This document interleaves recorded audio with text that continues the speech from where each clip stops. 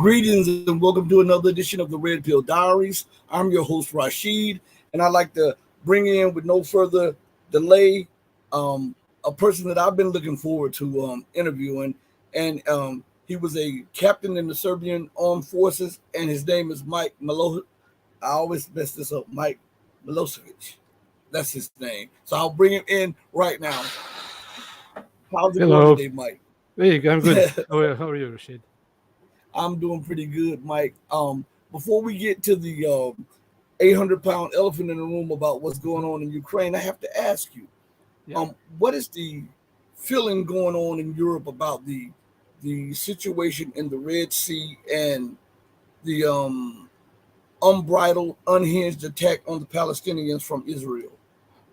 Well, in Europe, basically, people like to look their own business, try to move from today to tomorrow. But in general, when you look for the ordinary people, ordinary population, yeah, I would say there is a mixed feelings because the media, what they're doing, media is feeling people a bit. Not so honest information. Hardly any country really has a objective approach. Listen both sides. It's when you look with the mainstream media like a BBC or Deutsche Welle or whatever of those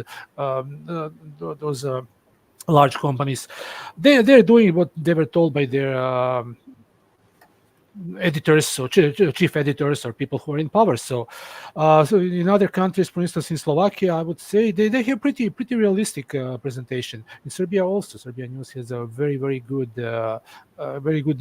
good news, listening both sides, interviewing people who have objective approach, also people with a subjective approach.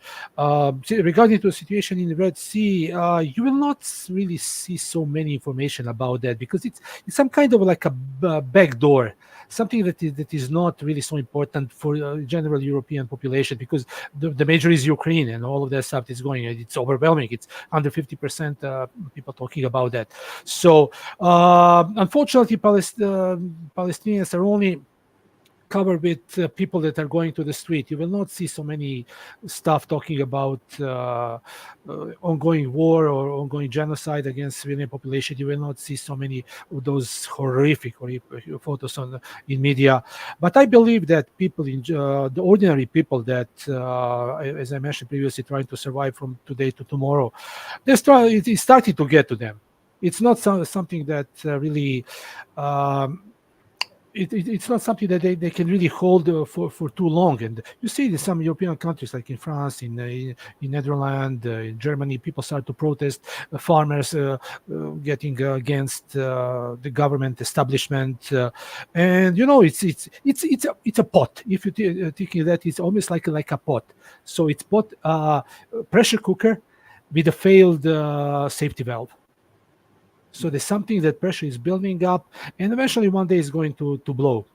No matter how media is trying to extinguish that or reduce that pressure, and the situation is it is what it is, and people are simply moving along with that. But it's getting slowly but steady. I saw that slowly but steady. People are starting to get aware of what is really going on around them. I asked that question because of the situation in Europe when it comes to oil and gas and the energy situation, and it seems like Yeah. it should take a bigger place in the media in Europe because Yeah.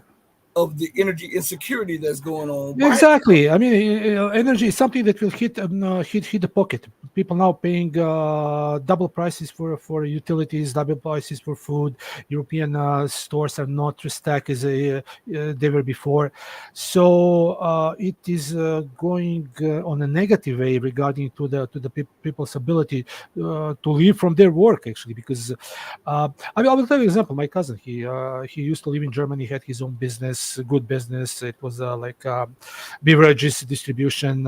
He supplied a lot of clubs in Germany, but he told me enough is enough because businesses are starting to go down, prices are increasing, and he simply go back home. return back home. And I know quite a lot of people that simply gave up of Western Europeans countries and going back home. And not only Western European people from Canada, for instance, are going back home because they're saturated with situation.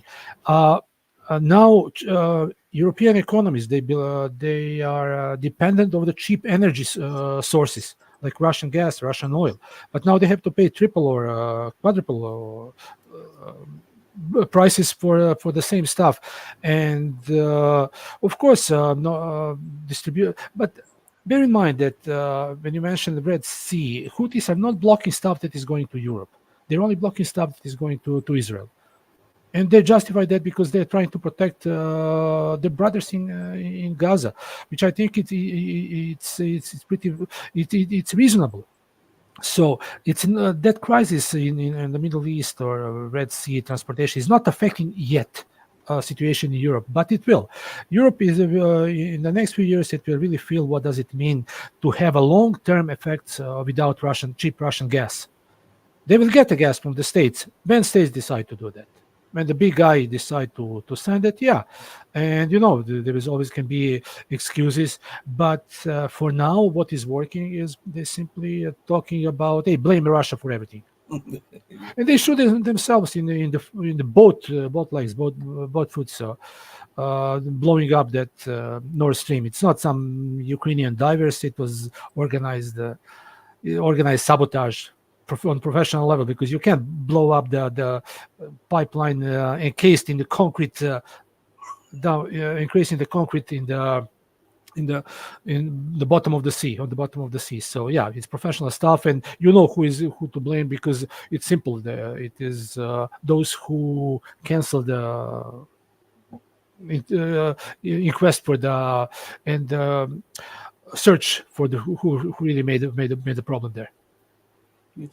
And another reason why I ask is because I see more European states are starting to say that they're going to send warships to the Red Sea or close to the Red Sea. With what? It's crazy. With what? With those cans? You know what happened today? I just saw a report that the German warship, they identified the target, they fired that target, and they missed with both missiles. So, but the target was actually U.S. Drone. The Germans fired on the U.S. drone and missed. So they made a double mistake. First, they failed to identify the friendly drone, and the second one they failed to hit. Wow. So much about German warships. Those captains in Kriegsmarine during the World War II, they're spinning in their graves if they find out how their grandkids doing there. The only thing that what Europe achieved is basically nothing. They can't defeat Houthis. Houthis doesn't care. They don't give a for what's going on with those let's say coalition ships or whatever. US and Brits, they're attacking them, but Houthis, they simply deploy the stuff all around the country. They have extremely good decoys, good masking. In Russia, they call it maskirovka. So it's basically stuff which is related to camouflage. So U.S. and British planes, they bombing the targets. They reporting about destroy stuff, but what they destroyed, donkey carts with a few phone posts or light posts or plumbing stuff. Install that, so they can't do anything. And Houthis, when they said that they're going to just attack British, American, and Israeli related ships, yeah, they're doing that, and the whole Western world can just walk around and try to hate them, because that's the only thing that they can do. And look for those, yeah. Mm-hmm. Yeah, go ahead. I'm sorry. There was you paused, the screen paused a little bit. I think there was a little small connection problem. It paused for a second. So, but I wanted to ask you, what is going on? What is the real news going on in Ukraine? We know what we hear on Western TV. We know what we read in the Western press. What is the situation really like on the ground in Ukraine? Okay, very simple. Whatever they said in the Western press is different. It's quite opposite. So Russia is grinding them. Russia is advancing on the 5, 6, or 7 directions. It's not a big pushes like in World War II, with the whole armies going through. Russia is grinding them.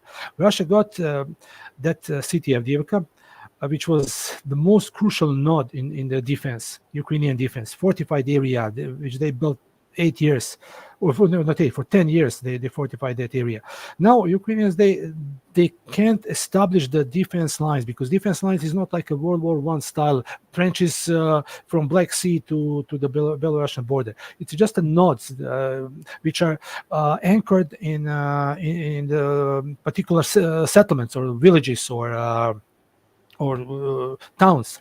Now there is nothing, not after Avdiivka, there is nothing that even resembles the situation there. In Russia, is simply rotating their troops, putting reserves, rotating them every, let's say, a week or even less, with overwhelming firepower. So Russia is doing like a drumming on Ukrainian positions. For each Ukrainian shells, Russia fire 10 to 15 theirs, and they have reserves. They have millions of those shells available, and they're getting better day by day.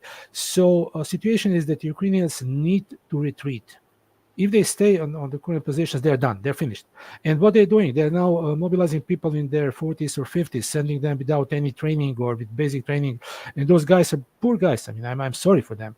It's basically my age, so even I'm experienced. If I have to do that stuff, I have to be retrained, at least to get back the physical ability to run away when they start to shoot. So it is a big problem with them. They're talking about a lack of ammunition, but they have it. They have ammunition. They accumulated. Russia blowing that stuff from time to time, but there is ammunition there.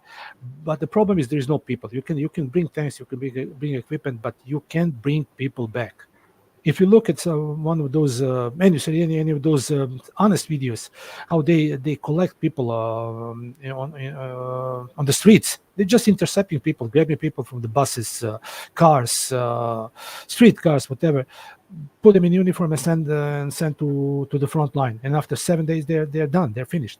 So what they can do, they can try to surrender, but if they want to surrender, Ukrainians bombing them. The Ukrainians shooting them. They can't go back, because the problem is if they go back, they will be hit by blocking detachments. And those blocking detachments, there's Azov staff, Nazi, they're foreign mercenaries, they're doing that stuff. So they're dirty stuff, executing their own people. That is the biggest problem. So Ukraine does not have people to do the stuff. They're running out of able bodies to do the fight. So what they're going to do? They're going to put the people from the high school right into the military to collect the students, to go down the streets and catch whoever they can. And the problem is that they're catching people who are mostly for the Russia, who are leaning to the Russian cause. So you will not see that stuff often in Lviv or those Western Ukrainian towns, because those people already run away to Poland, Slovakia, or Hungary. But the Ukrainians simply catch the stuff, and theoretically and practically the war is lost.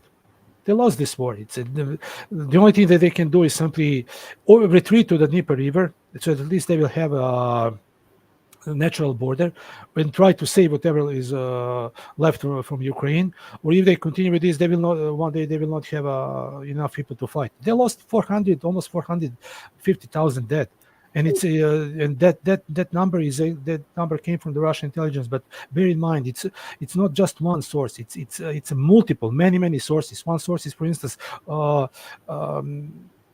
they're taking the records of the cemeteries, of the burials.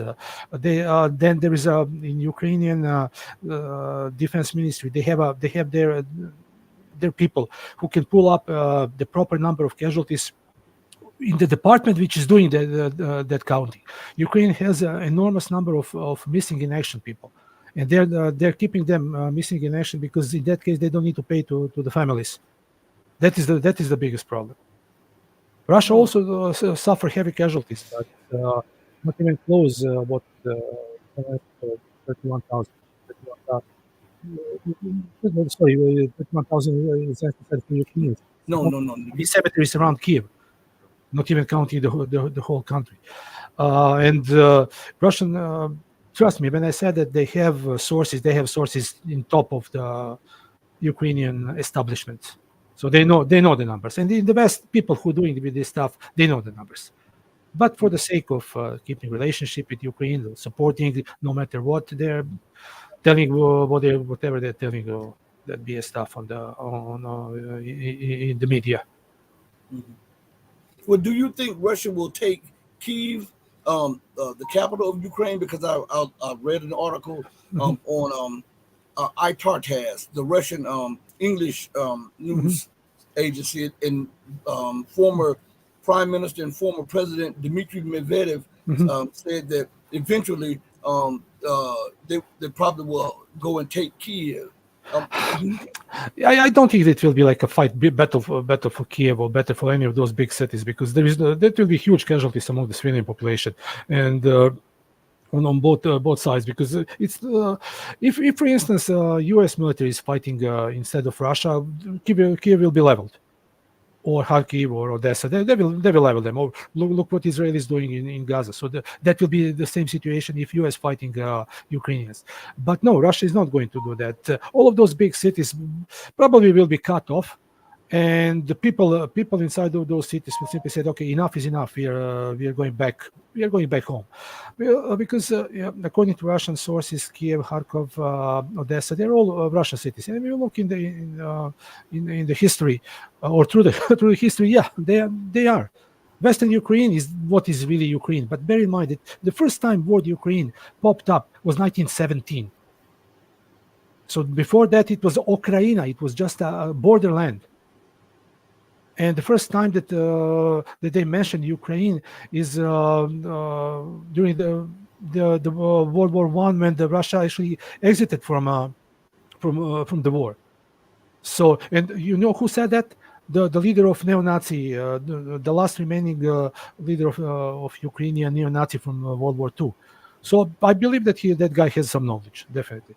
So if you look through the history, yeah, I believe that Russia is going to get their historical territories, what they claim, back. In that process, they're going to denazify Ukraine and demilitarize Ukraine. So that is the point. West is sending equipment, and that equipment is just burning on Ukrainian fields. So it will be a lot of scrap metal to collect after war. Don't take me wrong. Russia also has casualties. Russia is losing equipment, but Russia developed that to the very, very high level. All equipment, damaged equipment that is feasible to be saved or repaired is going back, repaired, and sent back to the front. In Ukraine, you don't have that possibility. Look what happened with Abrams tank. Much prized Abrams tank. First several, I think, they burned already. They talk about that on all mouth. Everybody thought the Russian is going to run away. Then Russian drone operators just blow one. And they show that. So yeah, Abrams is good tank, excellent tank for the U.S. concept of warfare, meaning full logistics support and Air Force support, mean aerial dominance. In that case, yeah, Abrams is going to work, but not in Ukraine. That stuff is spending so much gas that they need fuel tanks to drive behind. And in Ukraine, that stuff is going to be blown up as soon as Russians find them that they're on the road. And no need really to destroy every tank, but if you destroy logistics, it's just a chance. Well, is it true that Ukrainian troops are complaining about the impotence of Western so-called advanced weapons? Yeah, that's true. It's hard to maintain that because they need a significant number of spare parts. Bear in mind, Western equipment is nice, it's good one. It's functioning perfectly in the ideal conditions. But when in the mud, in the really conditions which are not favorable to that stuff, it's going to break. Russian equipment also breaks, but it's easier to repair. And for instance, where are you going?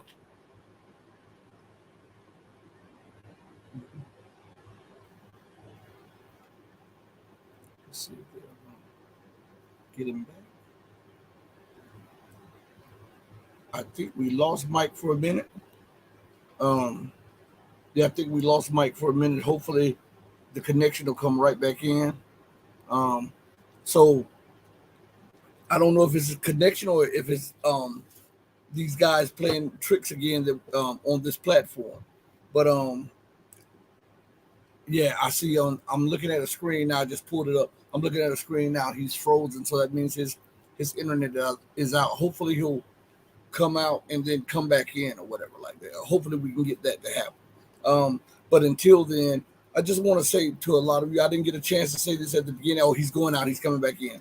I didn't get a chance to say this in the beginning. I want to thank each and every one of you for joining me today on the most powerful platform for truth, bar none, anywhere on the face of God's green earth. Thank you all for lending me your ear and giving me some of your time. And we hope that this show will give you an equal or greater value to the time that you're spending with us. Now, I want to talk about a few things, and hopefully Mike will jump back in.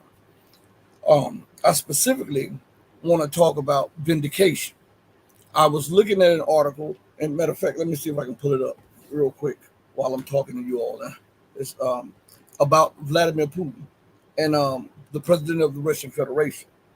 And in an article, he was talking about how um, they asked him about what he regretted, and one of his regrets was not to uh, initiate the special military operation earlier.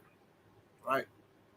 He come to the conclusion that the West can't be trusted, and on top of that, that um, the lives could have been saved. That's exactly what I've been telling you guys on this platform. Vladimir Putin came to that understanding, and I was telling you guys, and people were telling me, "Oh no, no, no, no, no." He had to wait and he had to do this, and you will have to be a fool to believe that Russia was not preparing for this eventuality or conflict with NATO when NATO has shown disregard for its national security and its national interests over the span of decades. You would have to have an inept, crazy, detached leader not to understand that every time Russia voiced their concerns about what the U.S. and NATO was doing at the time when Russia was a weakened nation or a weakened power, and NATO and the U.S. brushed it aside and did everything that they said that they were not going to do. You would have to be a deranged leader not to believe that the eventual target of these moves was you and your nation. So when you have that common sense, you build up in accordingly with what you expect to come from them and what you see, because you don't judge a person just by their talk. You judge them by their actions. And since the collapse of the Soviet Union, America had been pulling out of treaties, had been trying to build weapons that were banned under those treaties, and moving closer and closer to Russia, ignoring Russia's warnings and security interests. So over that span of time, Russia was building up its economy for this exact thing that's going on. And it was building up its reserves and its political clout. So in 2014, it may not have been as strong as it is now, but it was there. And now President Vladimir Putin has come to the conclusion of what I've been telling you. And I remember interviewing a few guests, and they were saying, and we talked on this, and they were like, well, maybe the economy wasn't ready, maybe this and maybe that. But the president of the Russian Federation has come to my conclusion that he should have acted in 2014. He should not have pulled back the rebels in the Donbass region who were on their way to take Kiev. He shouldn't have done that. He allowed the U.S. and the EU to finesse him. And then they built up to this moment where they wanted to conquer Ukraine and use it against Russia. Think about the hundreds of thousands of lives that could have been spared. Think about that. Ukraine's, and I'm just bringing this up, Ukraine's territorial integrity could have also been preserved. They could have reinstalled Viktor Yanukovych, who was ousted in an illegal coup against the legitimate, democratic, as the West likes to say, elected president in his administration. Mr. Vladimir Putin has come to the conclusion of what I have been telling you guys on this platform, because it's common sense to me. First of all, who in their right mind would even trust anything that the United States government says? I'm talking about on security interests. Show me where have they shown an interest or respect for the national security of Syria, the national security of Yemen, the national security of the African nations. We have Mike back in the booth, and I'm going to bring him in, and the national security of Asian nations and even Eastern European nations. The United States doesn't care about that. She uses everybody for a certain purpose, and once you're used up, you become dispensable to the empire. Look at how they are. Even Lindsey Graham has stated, Senator Lindsey Graham has stated that Ukraine is providing the bodies. Do you know how sick that has to be in your ear? To use a nation's youth and men to fight a war that doesn't have to be fought now. The only reason it's being fought is because you're trying to be the global hegemon, and that you're trying to weaken and eventually balkanize Russia. That is a sycophant's mind. That is a sociopath a mind to disregard the lives of an entire nation and look at them as dispensable in your policies to subjugate a near peer or equal power. That's absolutely insane. Well, I'm gonna bring Mike in right now. I have a problem with internet because we it's are. so windy here, and whenever there is some, in Canada, everything, whenever you have some problem with snow, rain, too hot, too cold, there is some issues with whatever is going with that. Sorry about it again. It's okay. Yeah, I have to use my mic. Mike, I can't use my computer. So I was reading and I was just talking. Okay.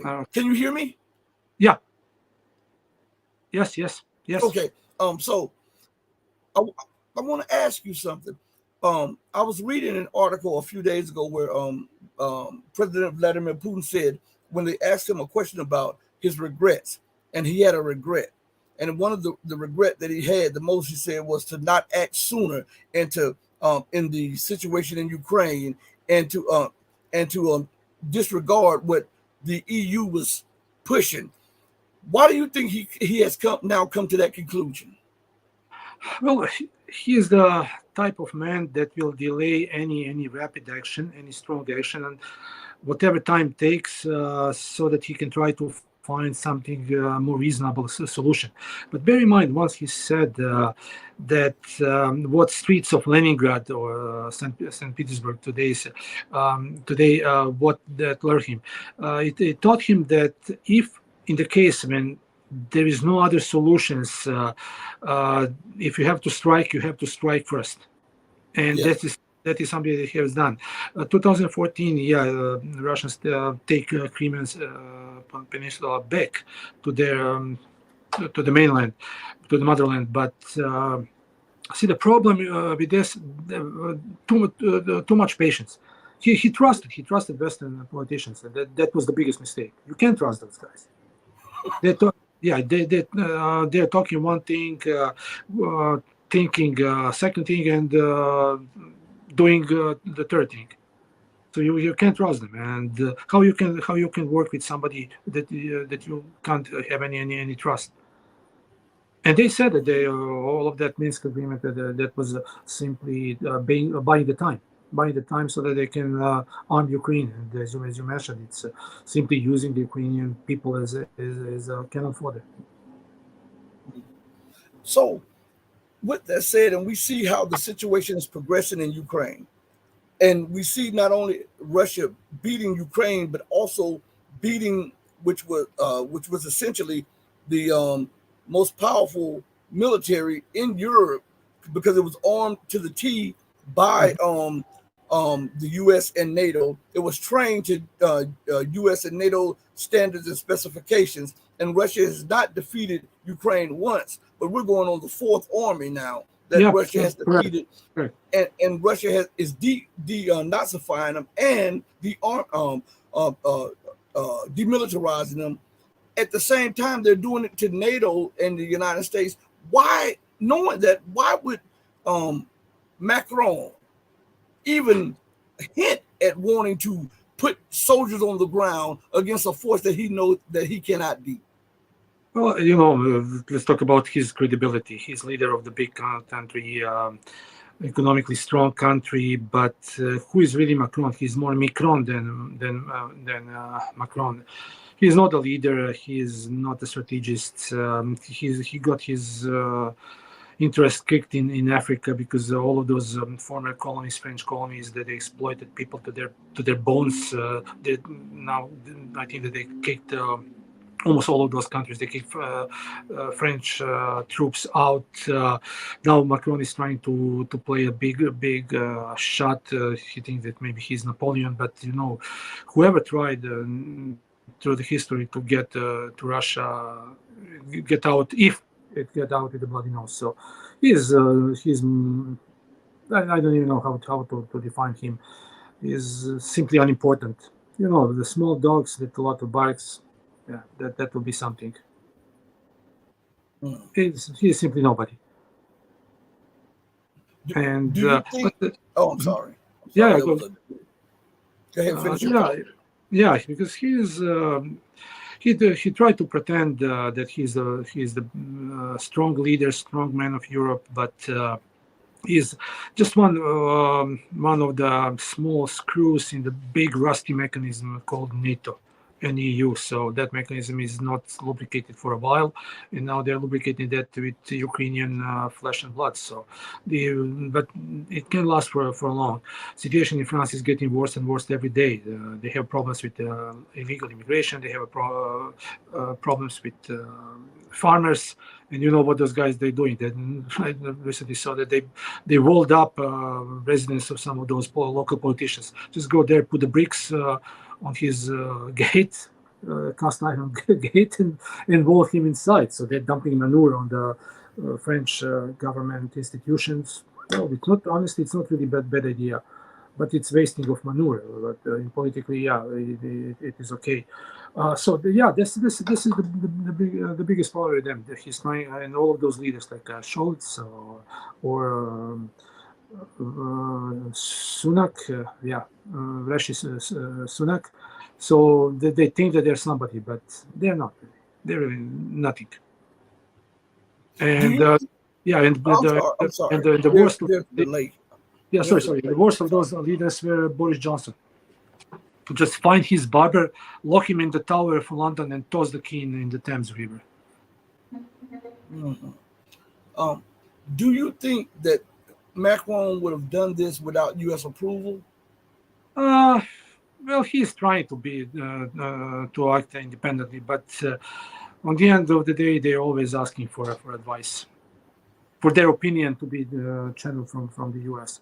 or sometimes not from the U.S., sometimes from Tel Aviv.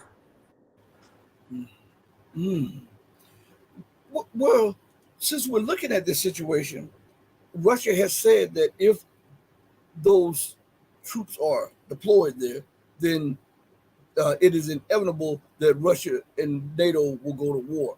But aren't there troops already there? Yes, they are. Special forces are there. Specialists in maintenance of those Western equipment like HIMARS or other MLRSs.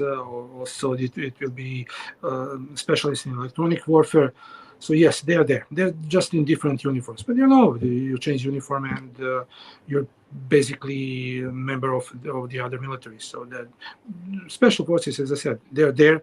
They're advisors. They're retired generals. They're doing through the private military companies. Also, there is a significant number of I don't know even how to call them, losers who think that everything is just a shooting game. Is EU going to, or NATO is going to put some regular troops in their own uniforms? Yeah, they may. I think that there is a plan in Poland. Poles, they already have selected brigades that can take Lviv and basically renamed it to Lemberg and also Volyn. So those historically Polish territories in Western Ukraine. So it is possible. It is possible, but are they going to get attacked? They're perfect, legitimate targets. But in this case, if this happened, then Russia can simply eliminate all of NATO electronic warfare abilities, all of those drones and electronic warfare planes that are scouting just before or prior to the Ukrainian attacks. And I would say that most of those attacks are actually led by NATO staff. Because you can't train somebody to operate this stuff within a year. You need to have somebody who is really very skilled at that, and who is better to do that than people who are trained in the West. Those guys maybe are retired, maybe called in reserve, but it is what it is. I mean, it's this trend is going to continue. I'm sure. Well, we know for a fact that Britain has special forces there. We know that Poland has special forces there. Yes. We know that Germany may have a few, and it's sprinkled with all kind of NATO special forces. I read that Israel is about to transfer air defense systems, and I read this in the Jerusalem Post, I believe, that Israel is about to transfer radars and air defense systems there. Why, with knowing this, why is Russia so restrained in its response? Why hasn't Russia upped the ante and given Syria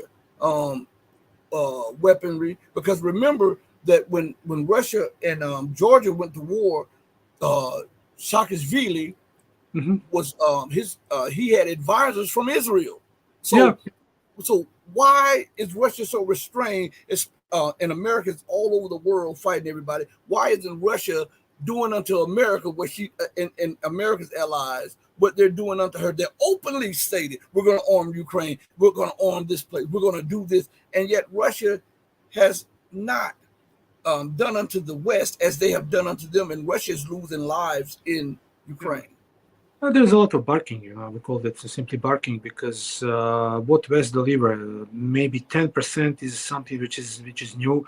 All other stuff is pulled up from the storages, so they're getting rid of that stuff so they can refill their own storages, magazines, or warehouses. Often that equipment that they deliver is obsolete or doesn't working, need some repairs. But Ukraine is like a deep black hole. Whatever you dump in, it is going to swallow. And Russia is, whatever they send, Russia is simply destroying that. And Russia is, for Russia, it is good training ground, so to learn how to fight that stuff. In my opinion, if, for instance, they hit some of those electronic warfare stuff like RC-135 or AVAXes or surveillance drones, if they can get them out, in that case, it will be much better for Russia, because they will not be exposed to them. Regarding to Israel, Israeli stuff is good, but it's limited. It's overpriced. It's the same like US. It's overpriced, and it may work in Israeli conditions, but in Ukraine it's completely different.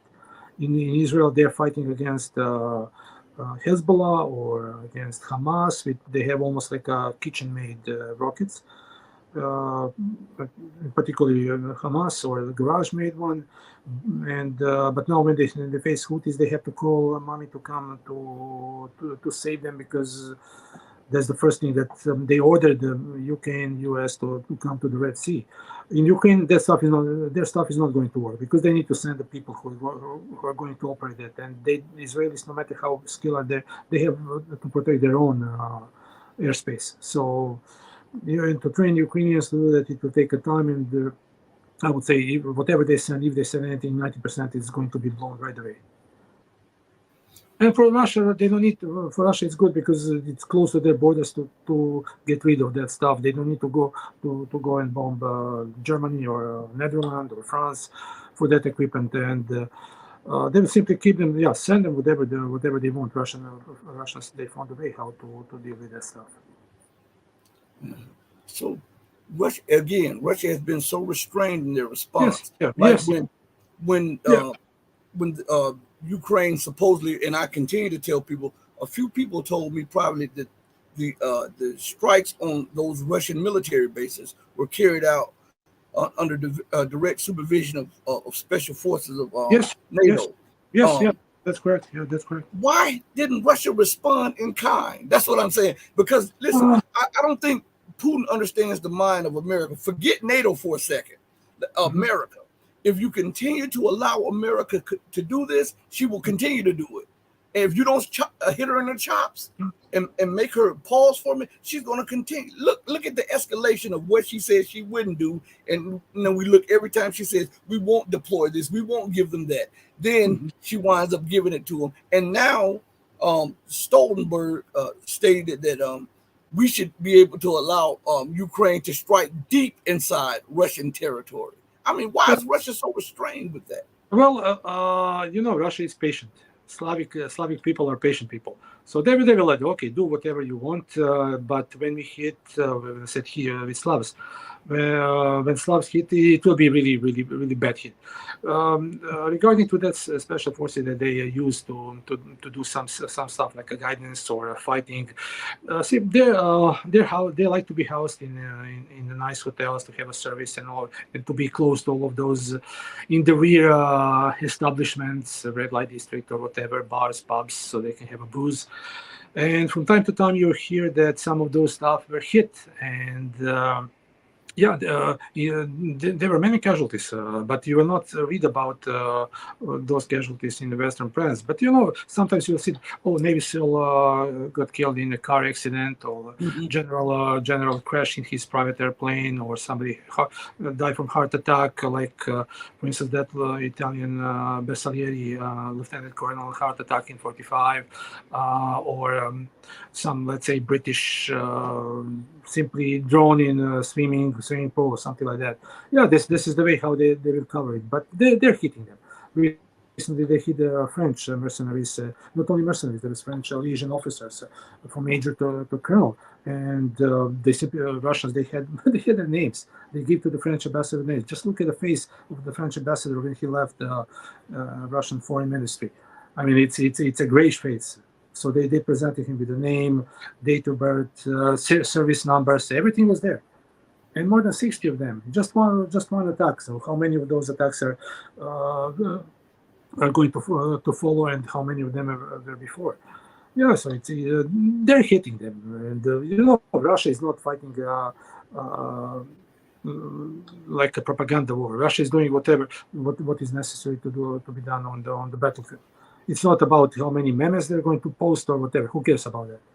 That's just stupidity that those who abuse, like a dog, that nice dog picture on Twitter, and putting those cartoons or memes, it's just stupidity. They're not going to win the war with that. The war is winning with the bombs. Whoever can produce more bombs and place more bombs on the proper place or the proper time, and eliminate the enemy, that side is going to win the war.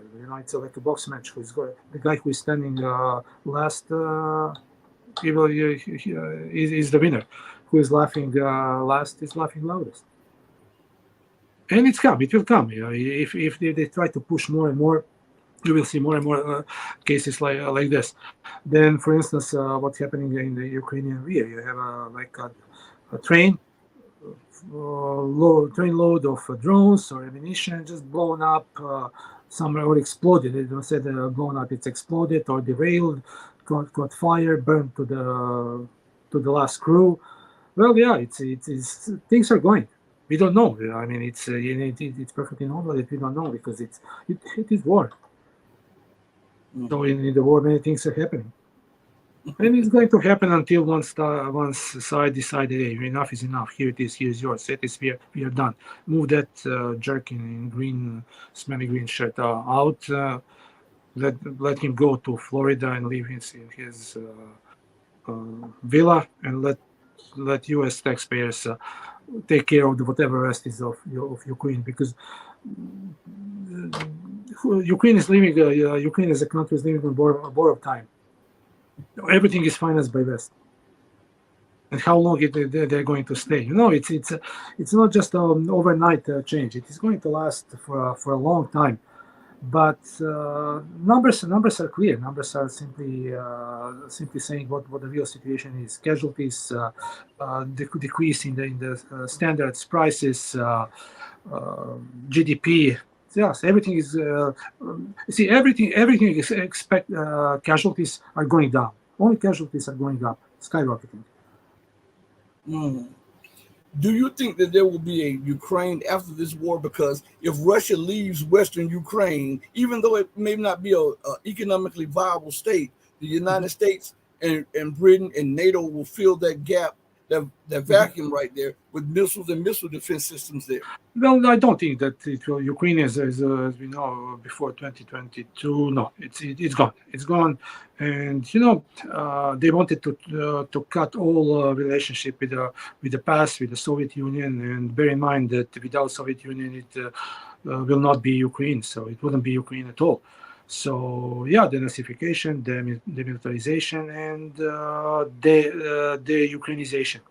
So Russia is going to get whatever was their territories, Malorossiya, how they call that, so that those four oblasts or regions.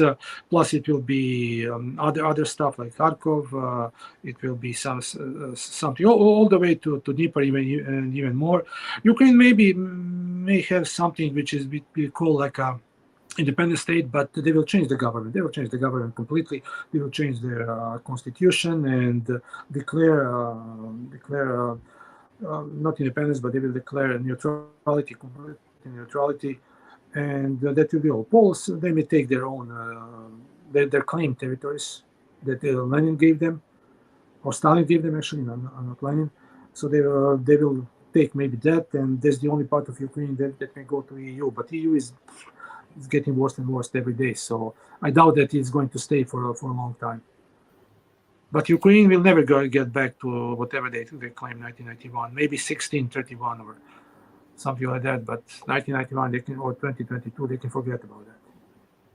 So in essence, you're saying that they will eventually um, accept what Russia had offered them at the beginning, only in a less advantageous position because they would have lost hundreds of thousands of lives, Yeah. their military, their industry, their rich farmland, and everything that made Ukraine a viable state. They would lose all of that and then come to the negotiating table and Yeah. accept part of what Russia had already offered them before. And Yeah. had they Yeah. accepted it before, they would have still been Ukraine. Yeah, they will never have a better offer than it was in Minsk or in April 2022. That was the best offer that they had, and that's gone. That's gone because they can say thank you to that guy with the barber unfriendly guy from UK. So yeah, it's regarding to when you mentioned rich soil and that stuff. That stuff is was assigned to the BlackRock and all of those huge U.S. Financial institutions, to call them like that. So it's not part of Ukraine anymore. So Ukraine now is fighting because it's a Western investment. So they have to do what the masters, those who bought the stuff, uh,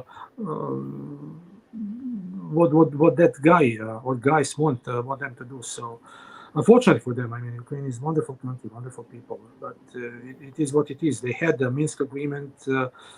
They tossed it in the water. They had the 2022 April Istanbul agreement.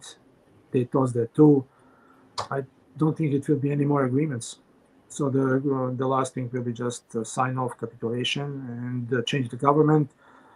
They may be able to keep what is now, let's say, half of Kiev and Zhytomyr and some Kryvyi Rog, that stuff. Hungarians, Slovaks, Poles, they will take their own stuff. They may even have an arrangement with Russia down the road.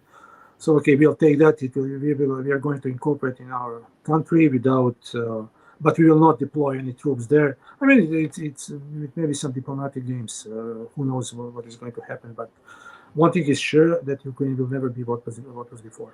Period. Full stop. Wouldn't the new government that runs this rump state Ukraine have evidence to present before the international court or the so-called international criminal court against NATO nations, because the loss of hundreds of thousands of lives, the loss of territory, the loss of rich farmland and the sea coast. Yeah, that is gone. Aren't those war crimes and crimes against humanity by instigated by the West? Yeah, they can try to do that, but you know what? It's where is that court located? It's not in Moscow, right? In Beijing. It's located in Den Haag, in the middle of Netherlands. So yeah, I doubt it. Those institutions, they lost their credibility. And one day, maybe if mankind become normal again, something is going to happen with that. But for now, I don't think so. It's the Ukrainians can blame their own government for that. And you know, those who are now in the power, they already stashed huge amount of cash. All they need is to cross the border with that cash. And from time to time, you see that they catch them on the border. Wife of this deputy or that deputy with just $1 million. Just a few banknotes in the trunk of the car for shopping. Well, you know, I have to bring this point up because of people think that Russia and the United States are just having a proxy war in Ukraine, but they forget about the U.S. pushing against Russia in Syria, the U.S. pushing against Russia in Africa, the U.S. is pushing against Russia in Armenia, in Georgia, in Moldova, and all of the ex-Soviet space. Yeah. Why do you think that it's so hard for the Western public to understand that if the shoe was on the other foot, America would declare war? It's simply brainwashing. Western public is brainwashed with the stupid shows, reality and that stuff, so they don't even think about what's really going on. The only time that people really will start to think is when they feel that on their pockets. Otherwise, it's like like ancient strategy. Give people bread and games. Let them give people bread, give them something cheap so they can buy some hamburgers or whatever, and give them games, give them some sports, and give them a reality show and those pop stars like Taylor Swift or whatever, so that and give them entertainment, and that's it. So it will keep people busy, occupied, not to think how their government is actually cheating them. And honestly, I'm worried what is going on in the States, because by November, who knows what is going to happen there? It is very, very tricky. Yeah, and I was thinking as you were talking, for the public, the American or the Western public, to think about this. The United States almost took the world to nuclear war because Russia had a military base and was moving missiles in Cuba, which lies some 95 to 110 miles away from the coast of Florida. Yeah. And yet, and the United States deemed that an unacceptable national security threat. Yeah. And yet they were 20 kilometers from Russia's border. Yeah. And that was not a security threat to Russia. Exactly. How is that? It's bizarre world. How is that? Bizarre. It is bizarre, but more bizarre people will think, oh, now something is good because we have wise government, wise leaders, and of course, nobody's wiser than President Biden. Yeah, so everything is there. He's the great leader, one of the most trusted and reliable partner. Whatever he said is absolutely true. So, yeah, it's almost like watching like a comedy show when he talks. And when you look at the Congress and Senate, they should have, instead of their suits, they should have the jackets, right there on Pfizer, McDonnell Douglas, or whatever, so for their sponsors. And it's almost like all this profession is. You have all services are allowed to just cost a lot of money. It's funny. I mean, but it will be tricky. I simply wouldn't like to be in the States when the time for elections come, because who knows what is going to happen. Hopefully, everything will be peaceful. Hopefully, because howdy, there's better people than Americans. So easygoing everywhere in every situation. But the government is completely different. Ordinary American people, yeah, number one. Or yeah, it's absolutely. I mean, it's so easy. They're so easygoing people. But when you have to deal with the politicians, when do you think Russia's patience will wear out? And what if and I'm saying something that is a high probability because of the constant escalation. What if America continues to ignore Russia's red line? What if NATO continues to ignore Russia's red line and start supplying deep strike weaponry, start more terrorist attacks on Russian territory? yeah, it will come. But you know what? It's like a bully.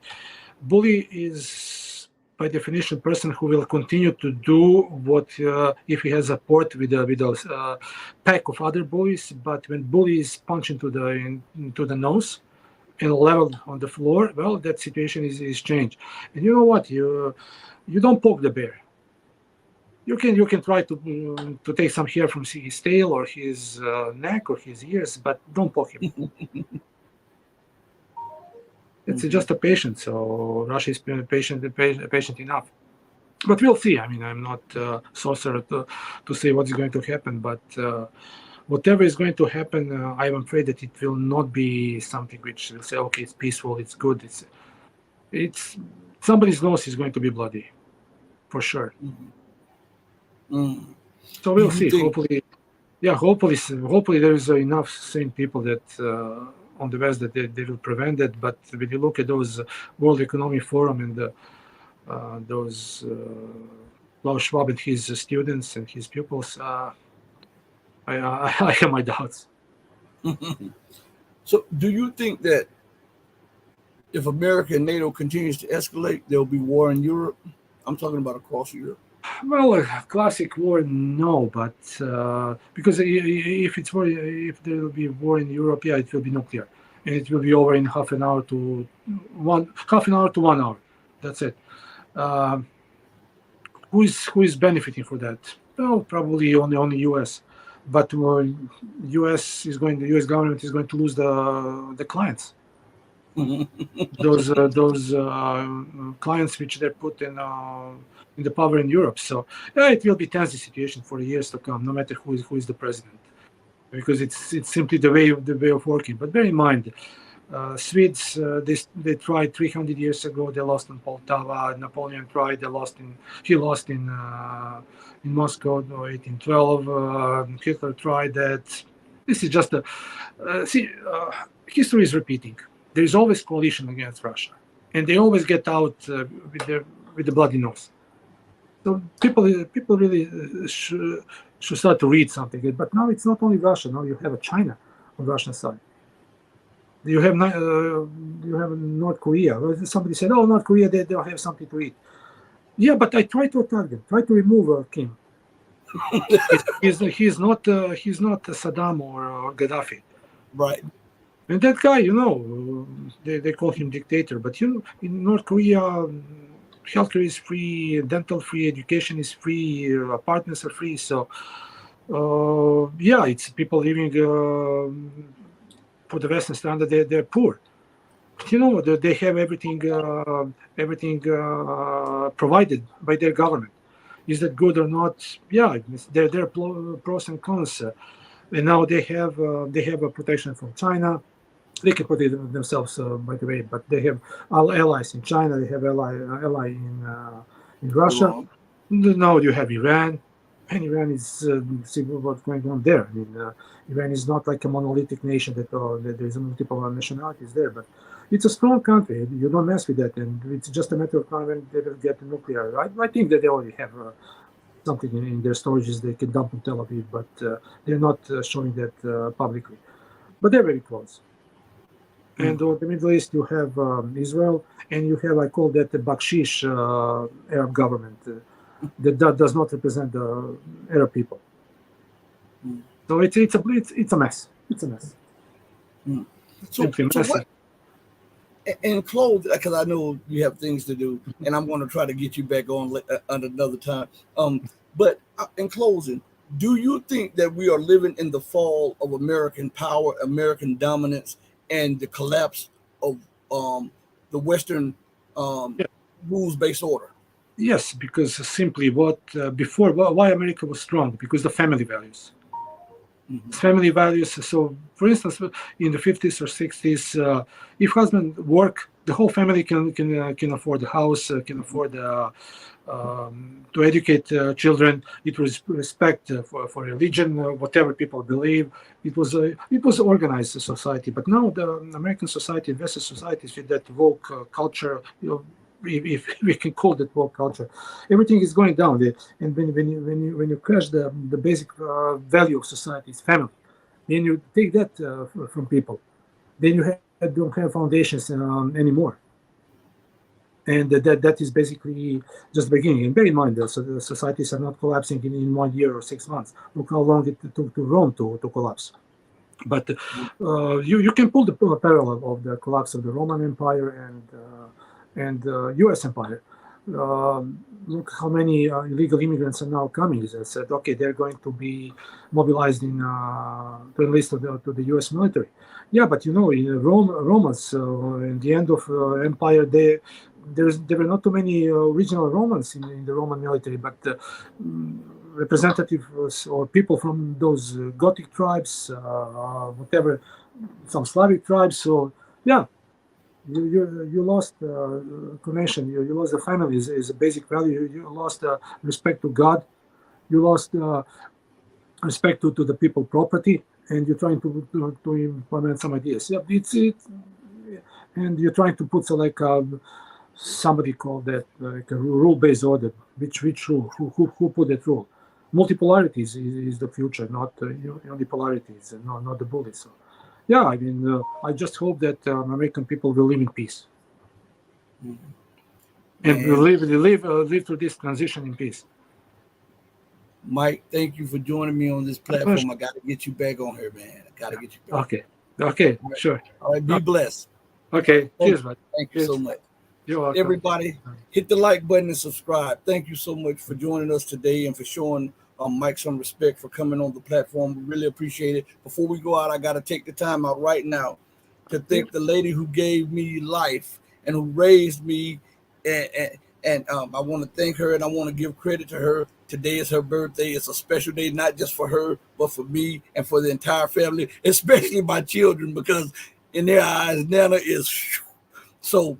Mom, I'm praying and I'm hoping and I'm gonna do my part to make you have a blessed and happy birthday. I thank God Almighty for allowing both of us to be here to celebrate another birthday. You mean the world to me. I'm telling it to you, but I'm telling it to you in front of the world. Everybody, wish my mom a happy birthday. The greatest woman that God has ever given to this earth. I love you more than life. Hey, everybody, listen. As we go out, know that I love you. If you love truth, but know that the true and living God, he will always, always love you better. No doubt about it. Until we next speak again, stay strong, stay true, but above all things, stay righteous. And thank each and every one of you all for giving me your time. From the bottom of my heart to the depths of my soul, I really, really appreciate it. The movement continues. Hey, mama, your baby boy still loves you more than life. Deuces, everybody. Thank you all. I'm out of here. Peace.